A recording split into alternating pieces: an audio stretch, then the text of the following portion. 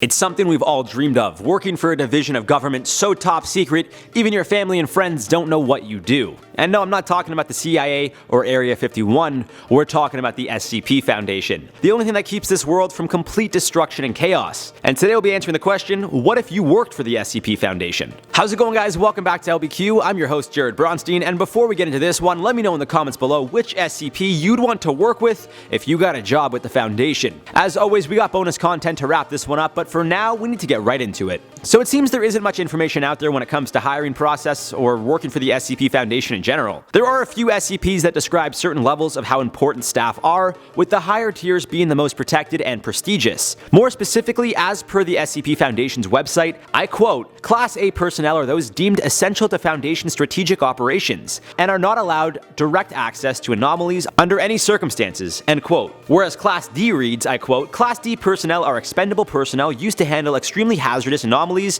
and are not allowed to come into contact with Class A or Class B personnel," end quote. There's even a Class E, and I'm sure you can imagine where they stand in the rankings. So if you were to work for the Foundation, you better hope you're of significant importance to them, otherwise it's very possible you don't last long at all. More specifically, you die a horrible death at the hands of an SCP they're trying to study. But what would the hiring process even be like? It's quite possible the SCP Foundation selects their staff based on how they performed at prior government or classified jobs. It's also possible they hire directly out of school, trying to recruit some of the top researchers and scientists all over the world. But if you're lucky or unfortunate enough to get an interview with the SCP Foundation, depending on how you look at it, odds are you'd need to take the job. And if you denied the job, I have a hard time believing they would just let you walk. It's more likely than not, upon you denying the job, you're given an amnestic and forget that the Foundation even exists. It's also very possible they ask you again, well aware of why they didn't succeed in persuading you to join them the first time around.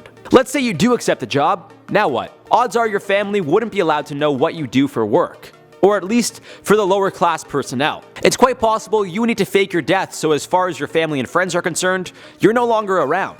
That way, if for example you're a Class D personnel and end up dying on the job, the Foundation doesn't have to answer any questions. Everyone's already under the impression that you're dead. Simple as that. For the higher class personnel, it's quite possible you work with your family or partner. Again, I find it very hard to believe that they would allow you to work on a top secret classified case, or SCP, and then allow you to go home and trust you won't say anything to anyone. It's more likely than not, the most you could do is call your family to let them know you're okay, but are working for a classified organization, and that's about as much as they'd be allowed to know, if the Foundation would even allow you to do that much. Similar to the way specific levels of CIA and other government employees can't reveal, see, or speak to their families too often, the same would go for you if you worked for the SCP Foundation. But when it comes to taking care of your family, I have no doubt they would be treated like royalty. Considering how you'd be working such a prestigious job, assuming you're one of the top tier personnel at the Foundation, they would ensure your family is taken care of. In all aspects, from financially to general safety, the Foundation would want you to feel at ease knowing you couldn't be there for your family doing the things a normal husband, wife, father, or mother would do for their own. If you work for the Foundation your whole life and make it to a point that you retire,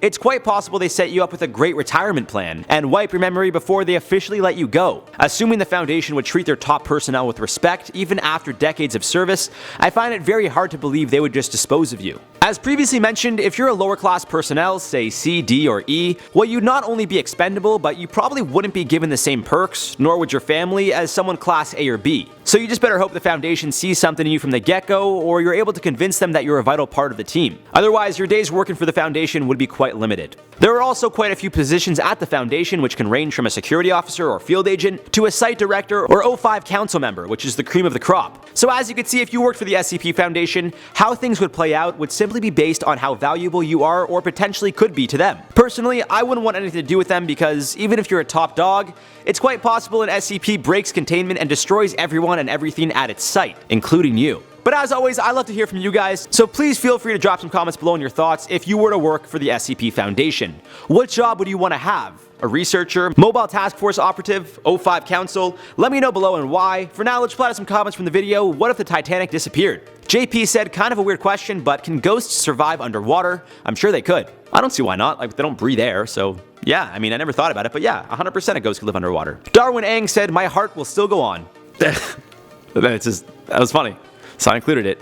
Look, it's been all these years, guys, and our hearts have continued to go on, so. Dr. Bill said Captain's Quarters has collapsed as of 2019, and the famous Captain's Bath is gone. Yeah, I mean, I think eventually it is going to disappear altogether, simply because, you know, it's underwater and it's going to slowly deteriorate over time. There's obviously algae and things that are going to eat away at the metal and whatever other materials are still at the bottom of the ocean. Maybe there are some pieces that are indestructible, but I find that incredibly hard to believe. I don't really see much that wouldn't eventually disintegrate at the bottom of the ocean, but it is very impressive that after all these years, there are still pieces of it remaining intact, which I would have never guessed. So who knows what's going to happen with it. Anyways, guys, going to wrap this one up. I've been your host, Jared Bronstein, and we'll see you guys in the next one.